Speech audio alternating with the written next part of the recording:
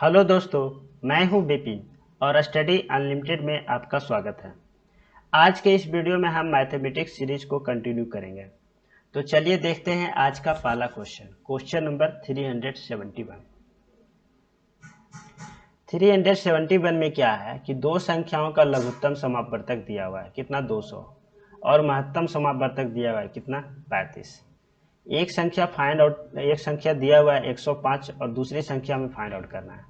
तो हम इसमें क्या करेंगे, हम जानते हैं कि दो संख्याओं का जो एलसीएम होता है और एचसीएफ होता है उसका जो गुणनफल होता है वो क्या होता है, पहला संख्या मतलब क्या,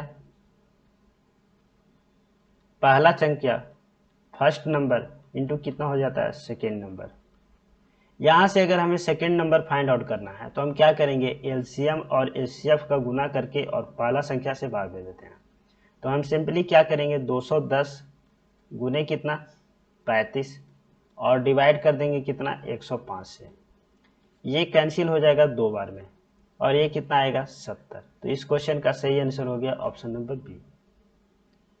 नेक्स्ट क्वेश्चन देखते हैं, क्वेश्चन नंबर 372। 372 में क्या है कि एक डेटा दिया हुआ है और हमें क्या फाइंड आउट करना है, बहुलक। बहुलक मीन्स क्या, मोड। तो मोड फाइंड आउट करने के लिए हम क्या करते हैं कि हम देखते हैं कि इसमें से कौन सी संख्या है जो सबसे ज़्यादा बार आ रही है। अगर यहाँ से हम देखें तो 5 जो है वो सबसे ज़्यादा बार आ रही है, 3 बार आ रही है। बाकी अगर किसी और को देखें जैसे 4 है तो 4 दो ही बार आ रहा है, अगर 3 देखें तो 3 दो ही बार आ रहा है और बाकी सब एक बार आ रहा है। तो इस क्वेश्चन का सही आंसर हो जाएगा 5, ऑप्शन नंबर सी। नेक्स्ट देखते हैं क्वेश्चन नंबर 373।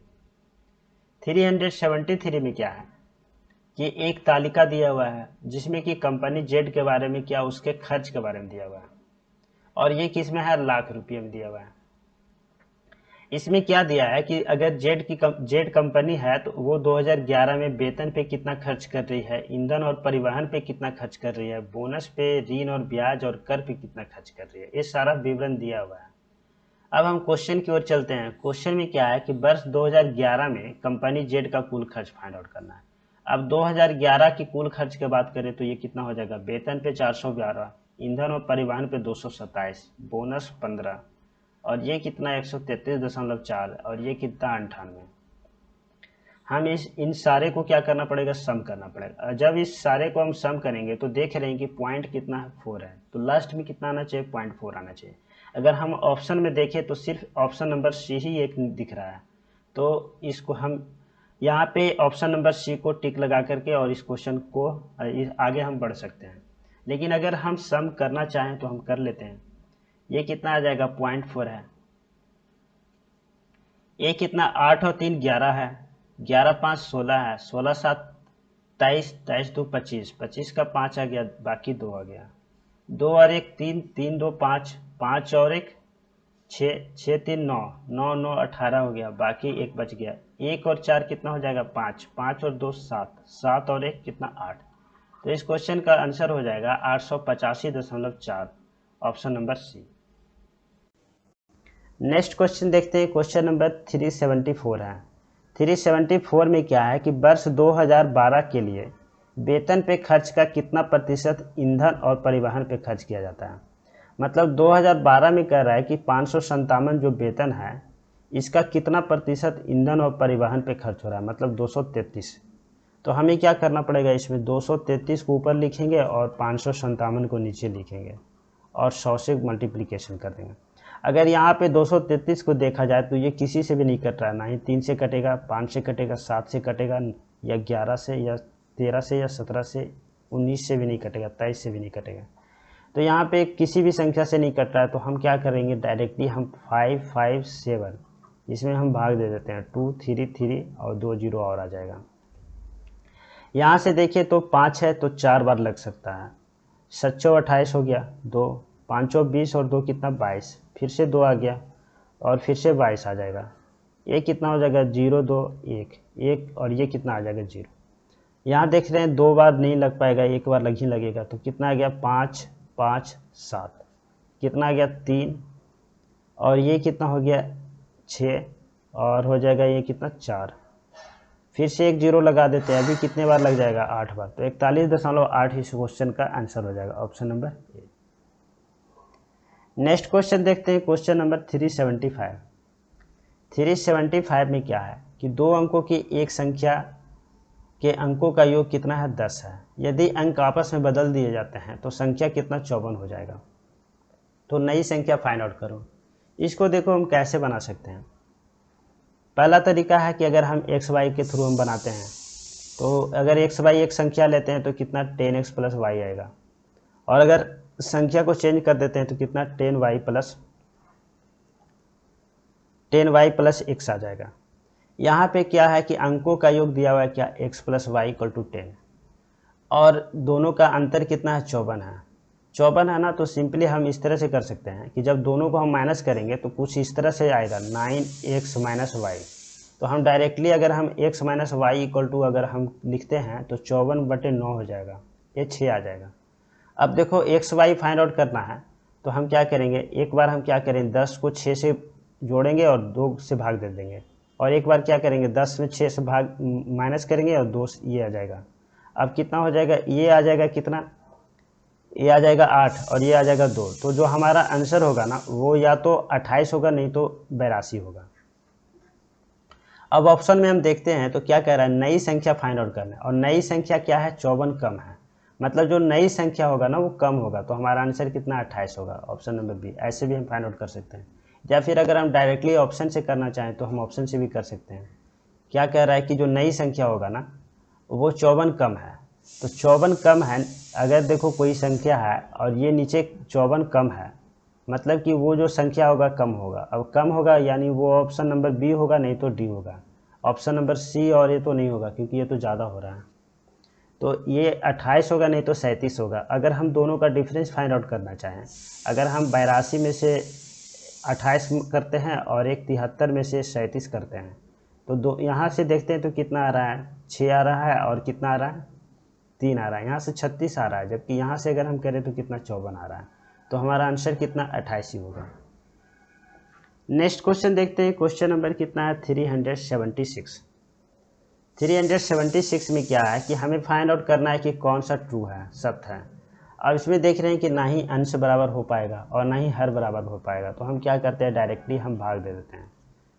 33 से हम भाग देंगे 13 में, नहीं हो रहा ना तो ये 2 शून्य और लगा देते हैं। अब ये कितने बार में लग जाएगा, लगभग 4 बार में लग जाएगा। तो 4 बार में लग रहा है तो ये अप्रोक्स हम मान के चलते हैं ये 40 के अप्रोक्स में है। ऐसे ही अगर हम 47 को भाग देते हैं 32 में, तो ये देख रहे हैं कितने बार में लग रहा है, ये भी लगभग कितने 8 बार में, नहीं 8 नहीं 7 बार में लगेगा। 7 49 और 28 और 4 कितना 32 आ रहा है, तो ये लगभग 70 के अप्रोक्स में आ रहा है। ऐसे ही थर्ड वाले को अगर हम देखें 47 है और 20 है, अगर 2 शून्य और लगा दिए। अब यहाँ देखते हैं 200 है, तो ये कितने लगभग 4 बार में आ रहा है। तो 4 बार में 7 28 हो गया, और 4 16, और ये कितना हो गया 188, फिर से कितना गया 12, और ये कितना 0 आएगा। ये देखो 4 से थोड़ा सा कम आ रहा था, अगर यहाँ से देखें तो 4 तिया 12, और ये कितना 13, 132 आ रहा, मतलब 4 से कुछ कम आ रहा है। लेकिन ये कितना 4 से ज़्यादा आ रहा है। अब 120 है तो लगभग 3 बार में ये 43 आ रहा है, और ये 40 से थोड़ा कम, ये यानी कि ये 39 आएगा, और ये कितना लगभग 43 आएगा। ऐसे ही लास्ट वाले को अगर चेक करते हैं 27 है और ये 25 है, तो ये तो लगभग 9 के अप्रोक्स में चला जाएगा। 250 है तो करीब 9 के अप्रोक्स में चला जाएगा। मतलब अगर 90 भी लेते हैं तो यहाँ से अगर हम देख लेते हैं कि सबसे छोटा यहाँ पे कौन सा आ रहा है, तो ये वाला आ रहा है 39 वाला जो आ रहा है, मतलब 13 बटे कितना हो जाएगा, ये 33 हो जाएगा सबसे पहले। उसके बाद कितना 43, मतलब कितना 20 बटे 47 हो जाएगा। और उसके बाद फिर देखिए तो कौन सा 70 वाला आएगा, ये कितना हो जाएगा 32 बटे 47। और उसके बाद फिर देखें तो कितना 25 बटे 27। अब ऑप्शन में देखें तो कौन सा ऑप्शन आ रहा है, ऑप्शन नंबर सी इसका सही आंसर हो जाएगा। नेक्स्ट क्वेश्चन देखते हैं, क्वेश्चन नंबर 377। 377 में क्या है कि 3 कुर्सी और 2 मेज का मूल्य दिया हुआ है। कितना, 3 कुर्सी है तो चेयर कर ले रहे हैं, 2 मेज है तो टेबल कर ले रहे हैं, और ये कितना हो गया 700 हो गया। ऐसे ही दिया हुआ है क्या 5 कुर्सी दिया हुआ है, और कितना दिया हुआ है 3 मेज दिया हुआ है। 3 मेज दिया हुआ है और इसका मूल्य कितना है 1100 है। और हमें क्या फाइंड आउट करना है, तो कुर्सी और 2 मेज, मतलब यहाँ एक कुर्सी है, यहाँ पे मिसिंग है कुछ, तो एक कुर्सी और 2 मेज का मूल्य फाइंड आउट करना है। यहाँ से हम क्या करें, या तो इसको इक्वल कर लें, नहीं तो हम इसको इक्वल कर लें। अगर हम टी को इक्वल करना चाह रहे हैं तो इसको 3 से मल्टीप्लाई करना पड़ेगा, ये 2 से मल्टीप्लाई करना पड़ेगा, और ये कितना आएगा 6 हो जाएगा, यहाँ भी 6 हो जाएगा, तो हमें माइनस करना पड़ेगा। माइनस कर देते हैं। यहाँ कितना हो गया 3 और 3 कितना 9c हो गया, और इधर कितना हो गया 10c हो गया।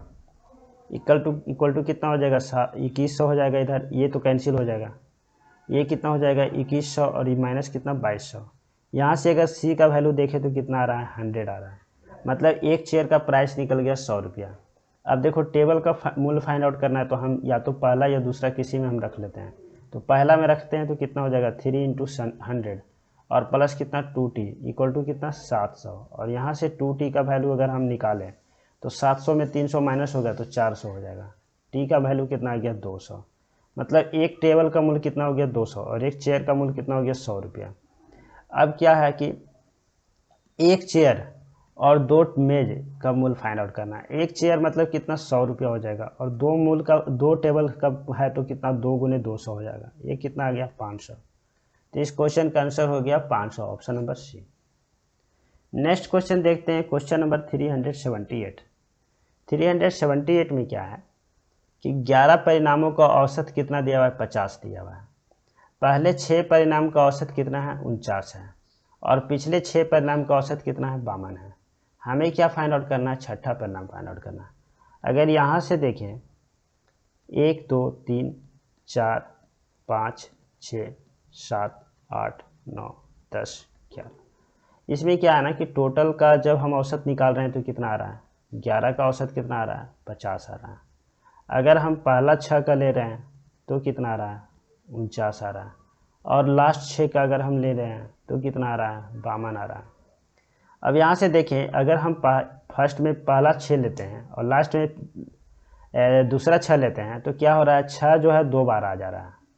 तो हम क्या करेंगे ना, पहला 6 का औसत कितना है 49 है और दूसरा 6 का औसत कितना है 52 है।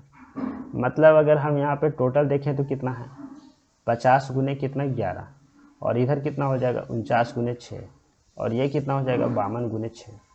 तो हम क्या करेंगे, छठा निकालना है तो हम क्या करेंगे 49 गुने 6 कर लेंगे, और प्लस कितना कर लेंगे 52 गुने 6 कर लेंगे, और माइनस कितना हो जाएगा 50 गुने 11 हो जाएगा। यहाँ से देखिए तो 6 और 6 कॉमन आ रहा है तो कितना हो जाएगा 49 और 52 कितना हो गया 101 हो गया, 101 गुने 6 हो गया, और माइनस 50 गुने 11 हो गया। यहाँ से देखें तो कितना 606 हो गया, और ये देखें तो कितना 550 हो जाएगा। माइनस करेंगे तो कितना आ जाएगा 56, ऑप्शन नंबर सी इसका आंसर होगा। नेक्स्ट क्वेश्चन देखते हैं, क्वेश्चन नंबर 379। 379 में क्या है कि एक 10 मीटर लंबी सीढ़ी है, एक खड़ी दीवार पर टिकी हुई है, यह जमीन के साथ कितना 60 डिग्री का कोण बना रहा है। तो दीवार और सीढ़ी के पैरों के बीच की दूरी फाइंड आउट करना। देखो दीवार को कुछ इस तरह से ले लेते हैं और सीढ़ी को कुछ इस तरह से ले लेते हैं। इसको हम दीवार ले रहे हैं AB को, और ये जो BC है ना इसको हम सीढ़ी ले रहे हैं। अब देखो सीढ़ी का लंबाई दिया हुआ है, मतलब BC दिया हुआ है, और ये जो एंगल बना रहा है ना इसके साथ एंगल जो बना रहा है ये दिया हुआ है 10 डिग्री। और फाइंड आउट क्या करना है, दीवार और सीढ़ी के पैरों के बीच की दूरी फाइंड आउट, मतलब हमें AC फाइंड आउट करना है। अब यहाँ से देखें तो हम 60 डिग्री को लेंगे और हमें AC भी लेना है और BC भी लेना है, तो हम क्या लगा देंगे cos 60 लगा देंगे। cos 60 लगाते हैं तो कितना हो जाएगा AC बटे कितना BC।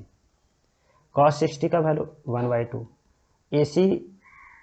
AC तो हमें निकालना ही है, और BC का वैल्यू दिया हुआ है कितना 10। अगर यहाँ से हम AC निकालना चाहें तो कितना हो जाएगा 10/2, मतलब कितना आ गया 5 मीटर। ऑप्शन नंबर ए इसका सही आंसर हो जाएगा। नेक्स्ट क्वेश्चन देखते हैं, क्वेश्चन नंबर 380। 40,000 रुपये 2 वर्ष में 20% की वार्षिक दर पर कितना हो जाएगा। यानी हमें मिश्रधन फाइंड आउट करना है, ए का वैल्यू। यदि ब्याज वार्षिक संयोजित है। अच्छा, यहाँ पे ना ब्याज जो है ना चक्रवृद्धि ब्याज है, ऑप्शन क्वेश्चन में थोड़ा सा मिसिंग है, इसमें चक्रवृद्धि ब्याज है। तो देखो इसमें हम सिंपली क्या करते हैं ना, एक तो तरीका है कि हम अगर अमाउंट निकालना चाह रहे हैं तो हम इस फार्मूला पे लगा दें P+R डिवाइडेड बाई कितना 100 पर पावर कितना T।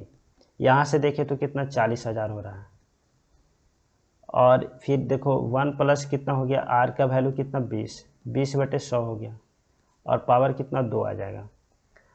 तो यहाँ से हम निकाल सकते हैं कितना आएगा 40,000, और ये कितना होगा 120/100, तो हम 120/100 120/100 गुना कर देते हैं। 1 2 3 4 4 शून्य 1 2 3 4 कैंसिल हो गया। 12 को 12 से गुना करेंगे तो कितना होगा 144, और 144 को अगर हम 4 से गुना करते हैं तो कितना आएगा 416 और 1 17 और 4 576 आ जाएगा। तो आ गया कितना 576, और उस पर कितना 2 शून्य और आ जाएगा। तो ऑप्शन नंबर सी इसका आंसर हो जाएगा। या हम सिंपली अगर निकालना चाहें, हमें क्या निकालना है, CI निकालना है, और यहाँ पे R कितना दिया हुआ है 20% और T कितना दिया हुआ है 2 वर्ष। R है कितना 20% और T कितना है 2 वर्ष। तो हम इसे सिंपली अगर निकालना चाहें तो कितना हो जाएगा 20 + 20 और प्लस कितना 20 × 20 डिवाइडेड बाई कितना 100। ये 2 शून्य कैंसिल हो जाएगा तो कितना आ रहा है 44। ये कितना हो गया CI, हमें निकालना A। तो A का वैल्यू निकालने के लिए, अमाउंट निकालने के लिए क्या करना पड़ेगा, P प्लस कितना CI, और P कितना होता है हमेशा 100%, CI कितना 44% आ गया। तो हम सिंपली क्या करेंगे ना, जो दिया हुआ है 40,000, इसका हम डायरेक्टली क्या करेंगे 144% निकाल देंगे। ये 2 शून्य कैंसिल हो जाएगा, 144 को जब हम 4 से गुना करेंगे तो 576 आ रहा है, और 2 शून्य और आ जाएगा। ऑप्शन नंबर सी इसका आंसर हो जाएगा। चलो गाइस, आज के लिए इतना ही। जय हिंद।